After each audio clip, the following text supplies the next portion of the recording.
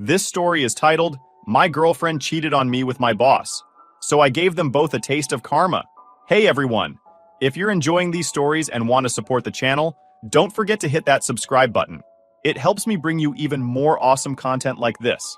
Now let's start the video. OP starts by saying, about 22 years ago, I was working at a packing plant. Life wasn't exactly exciting, but it was stable, which was all I needed after ending a 4-year relationship. My girlfriend had cheated on me, and I was still picking up the pieces. I wasn't looking for anything serious, just some distractions to keep my mind off things. That's when I met Lisa. She was the receptionist at work, newly divorced, and full of energy. She was funny, cute, and the kind of person who made everything seem a little lighter. We started hanging out after work, grabbing lunch here and there, and soon it turned into more. It wasn't love or anything, but it was easy. And after what I'd been through, easy sounded good. Things were fine for a while, but then Lisa started dropping hints about moving in together. One night, as we were sitting on her couch watching TV, she casually said, "You know, it'd be easier if you just lived here. Think about how much time we'd save." I laughed it off, but I couldn't shake the feeling that something wasn't right. I wasn't ready for anything serious, and her timing felt off. Still, I figured maybe I was overthinking it. After all, I wasn't exactly eager to overanalyze a casual relationship. Around the same time, I was working a ton of overtime, trying to save up for a few things. Lisa seemed okay with it, but she'd occasionally make comments like, "You work too hard. Don't you want to spend time with me?" I brushed it off, thinking she was just trying to be sweet. Then, one Monday, a guy on my crew mentioned something strange. "Hey," he said during our break, "I saw Rick's car over by those apartments on Maple Street this weekend. Doesn't your girlfriend live over there?" Hikshia. I froze for a second, trying to keep my voice steady. "Yeah, she does." "When was this?" "Saturday night," he said. Weird, right? He lives way out in Millwood. Weird didn't even begin to cover it.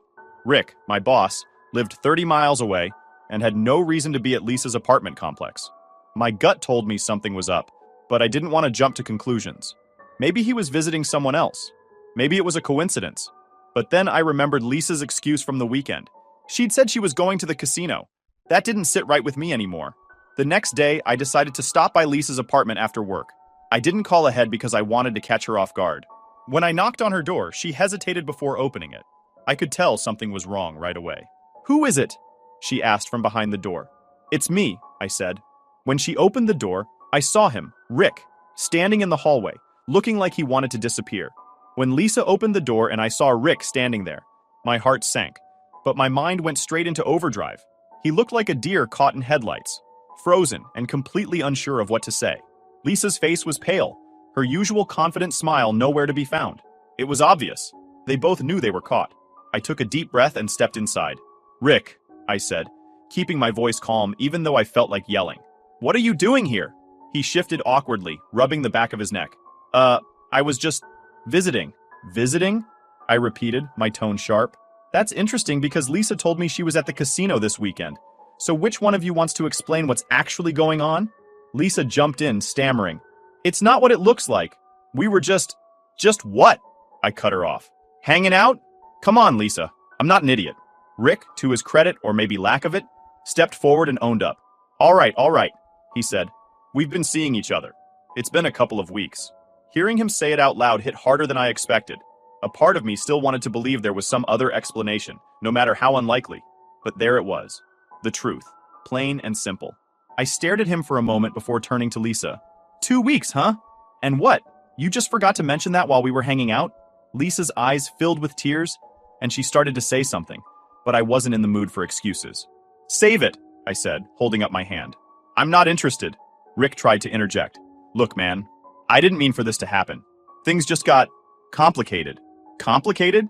I repeated, laughing bitterly. "You're my boss. You're supposed to be the one with integrity, not sneaking around like this. And Lisa," I shook my head, looking her up and down. "You could have at least had the guts to tell me instead of playing these games." "I'm sorry," Lisa said softly, tears running down her face. "I never meant to hurt you." "Yeah, well, congratulations," I said. "You both did a great job of that." For a moment, the room was silent except for the sound of Lisa sniffling. Then I turned back to Rick. "Let me make one thing clear. This doesn't affect my job. Got it? I've worked hard for my position, and I'm not about to let your personal drama screw that up." Rick nodded quickly. "Of course, it won't affect anything, I promise." "Good," I said firmly. "Because if it does, We're going to have a much bigger problem. I turned back to Lisa, who looked like she wanted to say something else. I wasn't interested. We're done, I told her. Don't call me, don't text me, don't try to explain. As far as I'm concerned, this is over. Without waiting for a response, I walked out and slammed the door behind me. My heart was racing, and my head was spinning, but I knew I'd done the right thing. The next few days at work were awkward, to say the least. Rick avoided me like the plague, and Lisa didn't show up at all. Word spread quickly, and it didn't take long for everyone to know what had happened. I caught a few people giving me pitying looks, which only made things worse. By the following Monday, Lisa was back at work. She tried to approach me a couple of times, but I shut her down every time. We don't have anything to talk about, I told her firmly. She eventually got the message and stopped trying, though I could feel her eyes on me every time we were in the same room.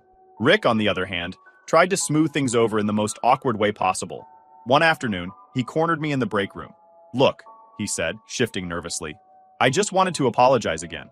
I know I messed up, and I don't expect you to forgive me, but I don't want this to make things harder for you at work. I stared at him for a moment, debating whether or not to tell him off. In the end, I decided it wasn't worth the energy. Just don't mess with my hours, I said finally. And we're good, but don't expect us to be friends. Fair enough, Rick said, nodding. I get it. He walked away, and that was the last real conversation we had. From then on, our interactions were strictly professional. It wasn't ideal, but it worked. At home, I was still trying to process everything. A part of me felt stupid for not seeing the signs sooner, but another part of me was glad it had ended before things got more serious. I spent a lot of time replaying the confrontation in my head, wondering if I could have handled it differently. But in the end, I knew I had done the best I could under the circumstances. What I didn't realize at the time was that this whole mess was far from over. Rick and Lisa might have thought they'd gotten away with their betrayal, but karma had other plans for both of them, and I was about to see it all unfold. After the confrontation, I thought the worst of it was behind me. Rick had agreed to keep things professional. Lisa was out of my life, and I was determined to move on. But in a workplace like ours, drama has a way of sticking around longer than you'd think. It wasn't long before I started noticing cracks in Rick's reputation. People were talking about his sudden disappearances, unexplained decisions, and rumors that he was bending the rules. At first, I stayed out of it. I wasn't looking to stir the pot. I just wanted to do my job and keep my head down. Then Jenny, one of my coworkers, approached me. She was in her early 20s, sharp, and had a sense of humor that made even the worst days bearable. We'd always gotten along well, but I had no idea she'd been casually seeing Rick. So, she said one afternoon, pulling up a chair next to me in the break room, I heard about you and Lisa. I groaned, already tired of the gossip. What about us? Jenny raised an eyebrow. Don't play dumb. Everyone knows what happened. Rick's been acting weird ever since. I shrugged, trying to brush it off. Yeah, well, that's his problem, not mine. She leaned in, lowering her voice. You know, I was seeing him too. Nothing serious, but now I feel like an idiot. I didn't know about you and Lisa until it all came out. That caught my attention. Wait, you were seeing him while he was messing around with Lisa? Jenny nodded, rolling her eyes. Apparently. Guess I dodged a bullet, huh? I couldn't help but laugh at the absurdity of it all. Yeah, I'd say so. She smirked. You know, we should go out sometime. Really give them something to talk about. At first, I thought she was joking, but the more I thought about it, the more I liked the idea. It wasn't about revenge. Well, maybe a little, but it also sounded like fun. All right, I said finally. Why not? Jenny and I started hanging out, and to my surprise, we clicked right away. She was smart, funny, and didn't take life too seriously. It wasn't a serious relationship, just two people having fun and making the best of a bad situation. The best part? Watching Rick squirm. Word spread quickly about me and Jenny, and it clearly got under his skin. One day, a coworker asked me, loud enough for everyone to hear, how my date went. Best trade I've ever made, I said with a grin. Rick, who was walking by at that exact moment, stopped dead in his tracks. He didn't say anything, just turned and walked away, but the look on his face was priceless. Lisa, on the other hand, wasn't so subtle. She glared at me every chance she got, her jaw tight like she wanted to say something but couldn't. It was almost funny how much power I had over her, simply by ignoring her existence. But things really started heating up during our weekly employee sales. Every Friday, employees could buy discounted boxes of meat. The process was simple. Pay at the receptionist's desk, get a ticket, and bring it to the warehouse to collect your order. One Friday, Rick told me he was taking 10 boxes and would pay on his way out. I didn't think much of it until I noticed him walking straight past the receptionist's desk without stopping. My curiosity got the better of me, so I called the plant accountant and asked him to check the records. Sure enough, there was no ticket, no cash, nothing. It didn't take long for word to spread, and Rick found himself under investigation. Turns out this wasn't the first time he'd conveniently forgotten to pay for something. The higher-ups started digging, and the more they uncovered, the worse it got. Within a week, Rick was fired. Watching him pack up his office and walk out for the last time was one of the most satisfying moments of my life. But karma wasn't done yet. A few weeks later, Lisa found herself in hot water. Someone had reported missing money from the receptionist's cash box, and the company decided to run a little test. They had an employee pay with a $100 bill, then waited to see if it would show up in the records. It didn't. That was the final nail in Lisa's coffin. She was fired on the spot, and just like Rick, she left without a word. By the time the dust settled, I felt like I'd come out on top in every possible way. I got rid of a cheating girlfriend, had some fun with Jenny, exposed both Rick and Lisa for the liars they were, and managed to keep my job intact. Jenny and I eventually went our separate ways, but we parted on good terms. She helped me turn a bad situation into something I could actually laugh about, and for that, I'll always be grateful. As for Rick and Lisa, well, let's just say karma didn't stop with their firings. After Rick and Lisa were gone, the air at work felt lighter. It was as if the entire department had been holding its breath, waiting for the drama to end. With both of them out of the picture, things could finally settle down. Or so I thought. Not long after Rick's departure, my manager called me into his office. "Michael," he began, "we've been really impressed with how you've handled things. It hasn't been easy, but you've kept your head down and done your job." I nodded, not sure where he was going with this. "We've decided to promote you to department superintendent," he said. "It'll be a trial period at first, but if all goes well, the position will be yours permanently." The words hit me like a truck, not because I didn't think I was capable, but because it was Rick's old job. The idea of stepping into his shoes was daunting. There was a lot of baggage tied to that position, and I wasn't sure how the rest of the team would react. "Thank you," I said finally. "I won't let you down." Taking over Rick's position wasn't easy. The department was a mess, and I quickly realized how much damage he'd done. Equipment was overdue for maintenance, scheduling was chaotic, and morale was at an all-time low. It was clear that Rick had been coasting for years, doing the bare minimum while collecting a paycheck.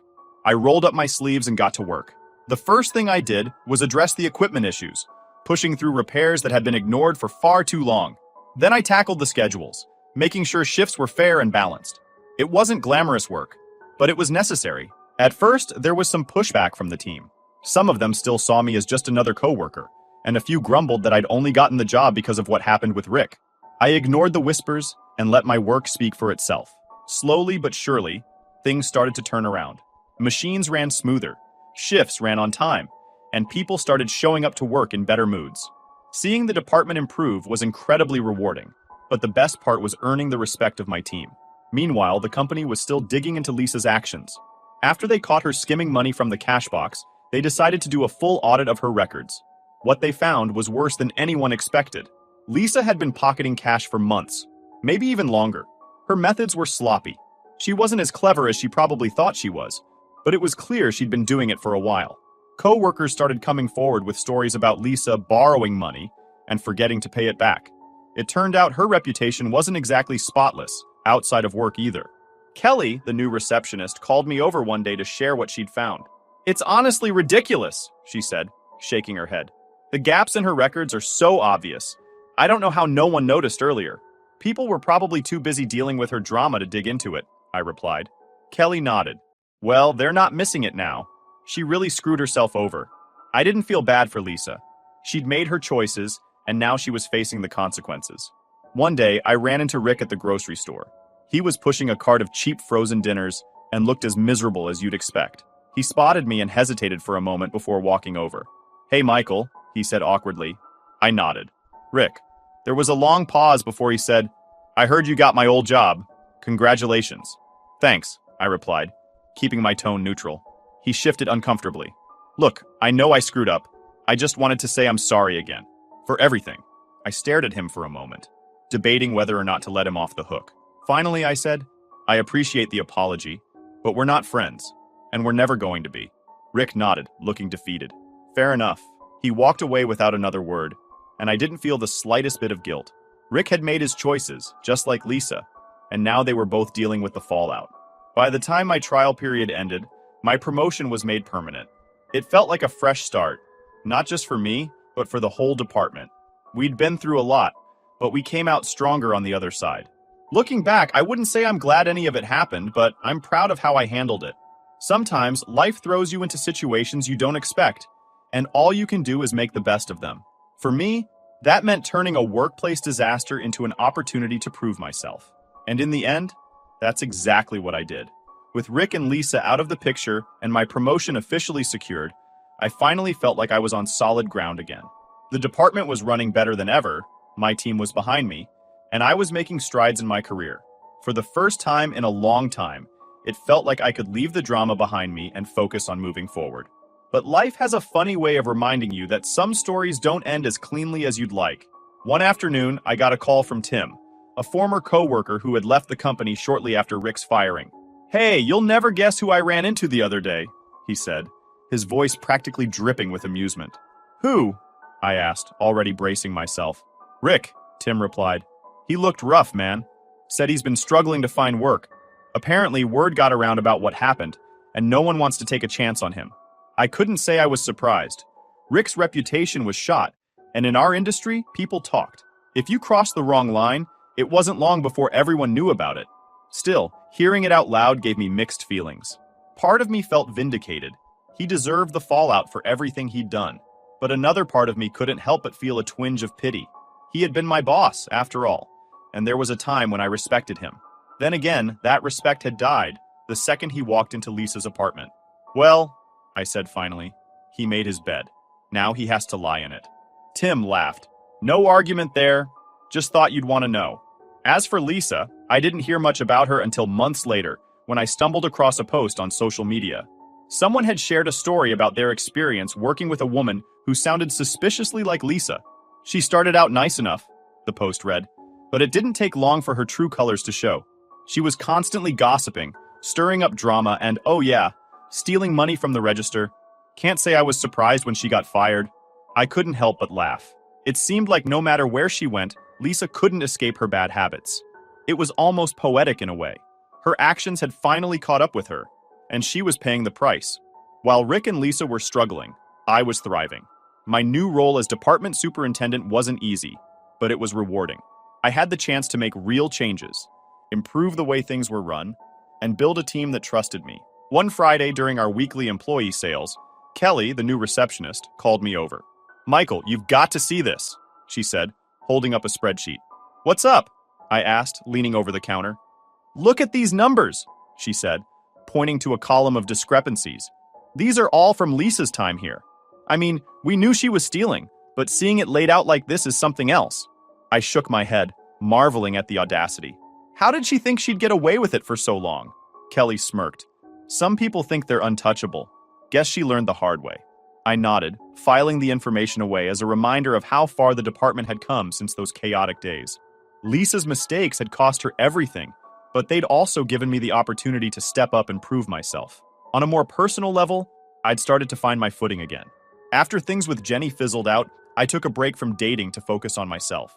I wasn't in any rush to jump into another relationship, especially after everything that had happened with Lisa.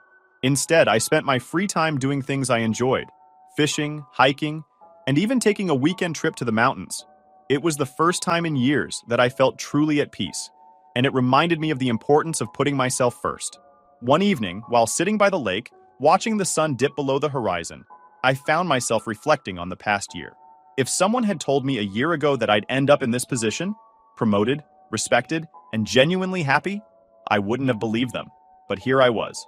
Back at work, things continued to improve. One day, my manager stopped by to check in. "Michael," he said, clapping me on the shoulder, "you've done an incredible job here. The department's numbers are the best they've been in years. Whatever you're doing, keep it up." Hearing that felt like the final piece of the puzzle. It wasn't just about the promotion or the paycheck.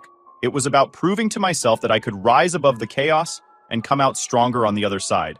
Looking back, I wouldn't say I'm glad everything happened the way it did.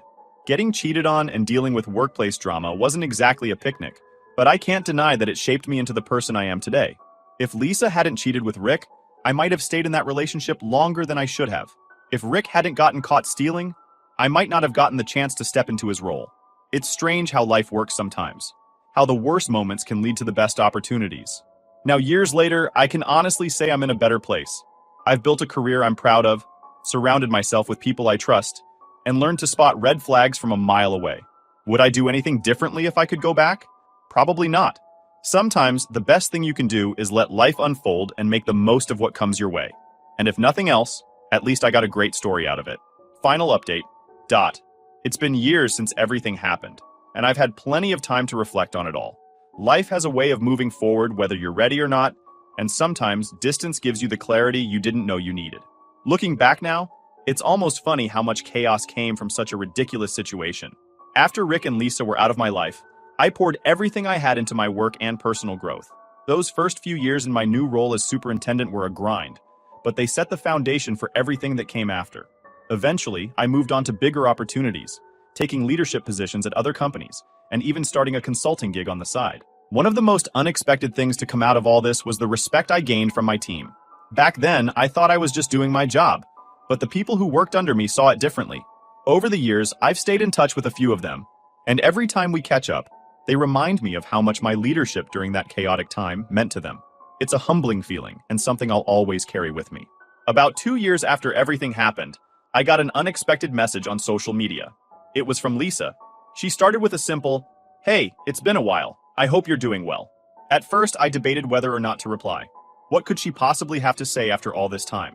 Curiosity got the better of me, so I opened the message.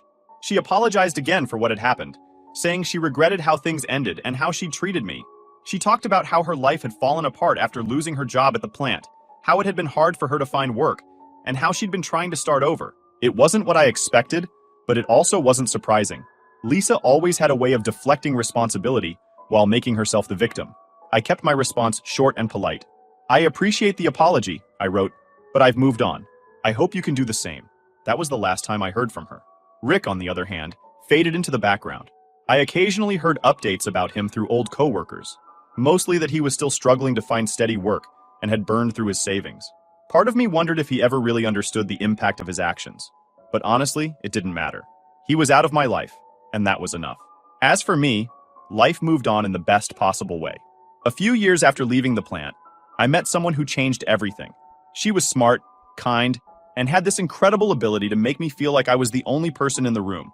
From the beginning, our relationship was built on trust and mutual respect, something I hadn't realized I was missing until I found it. We've been married for 5 years now, and every day I'm grateful for the path that led me here. It wasn't always easy, but every bump in the road taught me something valuable. If there's one thing I've learned from this whole experience, it's that you can't control what happens to you, but you can control how you respond. At the time, finding out about Rick and Lisa felt like the end of the world, but it was really just the beginning of a better chapter in my life. Now, when I look back, I don't feel anger or resentment. I feel a sense of closure. Rick and Lisa were just lessons in disguise, teaching me what I deserved and what I was capable of. So, to anyone reading this who might be going through something similar, hang in there. Life has a way of surprising you when you least expect it. And sometimes the biggest messes lead to the most unexpected opportunities. Here's to moving on, moving up, and never looking back.